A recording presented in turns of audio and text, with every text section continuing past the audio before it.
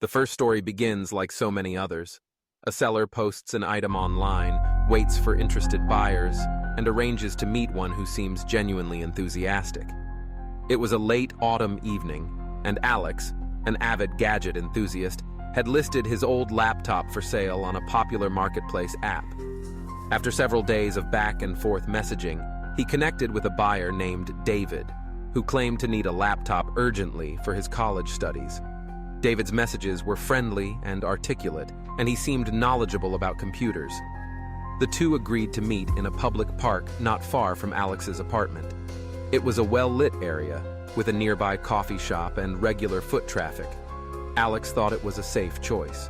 As Alex walked toward the park, laptop bag in hand, he texted David to confirm his arrival.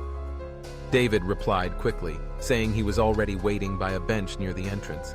When Alex arrived, he saw a tall man in a hooded jacket standing alone, his face partially obscured by the fading light.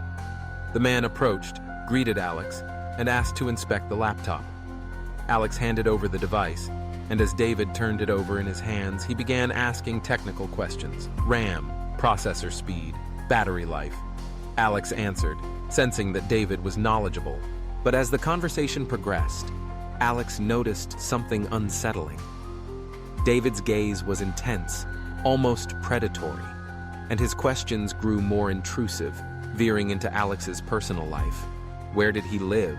Did he often sell items? Was he meeting anyone else tonight? Alex grew uneasy, but tried to remain polite, eager to close the sale. Suddenly, David's demeanor changed.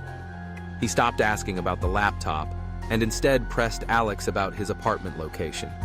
Sensing danger, Alex tried to steer the conversation back to the sale, but David's tone grew colder. In that moment, Alex's phone vibrated with a call. His roommate, checking in to see if he was okay. He answered, making sure David heard him mention that someone was waiting for him just around the corner. At this, David's eyes narrowed, and he abruptly handed the laptop back. "Never mind," he muttered, turning and striding away without another word. Alex felt a wave of relief, but couldn't shake the feeling that he had narrowly escaped something sinister. The next day, a local news story surfaced.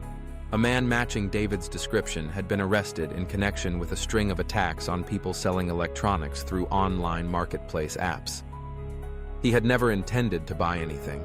His real plan was far darker.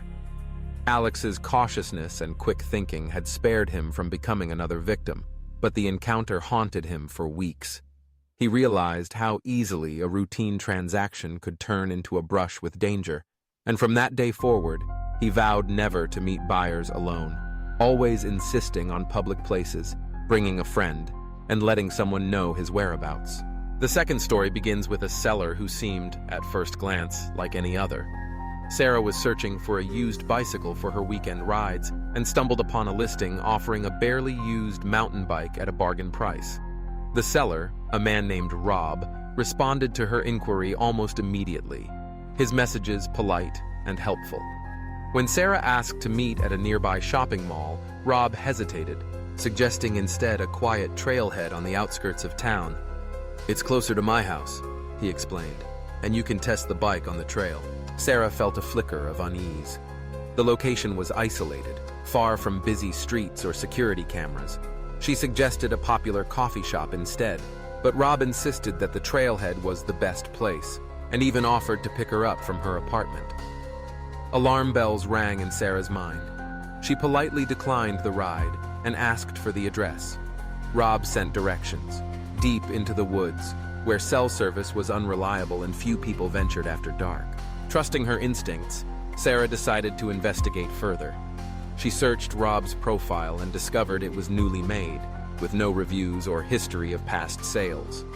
She checked local forums and found a warning from another user who had received similar messages from someone using a different name, but the same profile photo. The warning described a nearly identical scenario: an invitation to a secluded location, an insistence on meeting alone, and a refusal to compromise. Sarah reported Rob's profile to the marketplace administrators and the police, sharing the messages and details she'd uncovered. Days later, police contacted her to confirm that Rob was a suspect in several attempted kidnappings, targeting women responding to online listings. By trusting her intuition and refusing to be pressured into an unsafe situation, Sarah had avoided a trap that could have changed her life forever.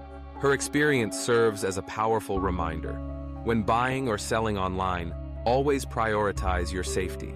Meet in well-lit, public places. Bring a friend whenever possible, and never agree to locations that make you feel uneasy.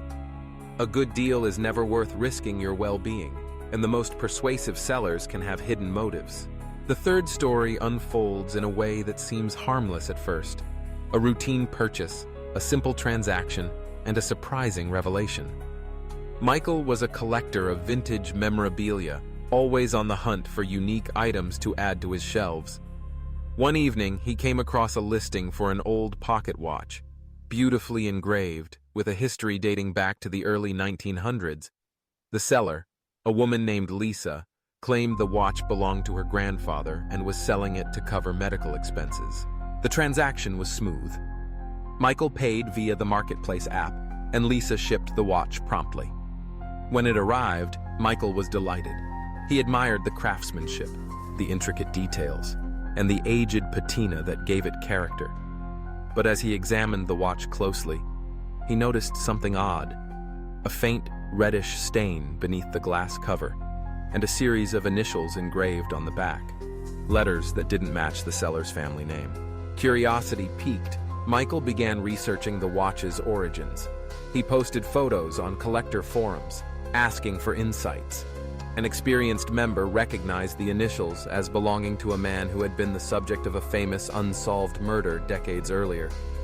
The watch was listed as missing evidence, believed to have been stolen from the crime scene. Michael's heart raced as he read through old newspaper archives, piecing together the story.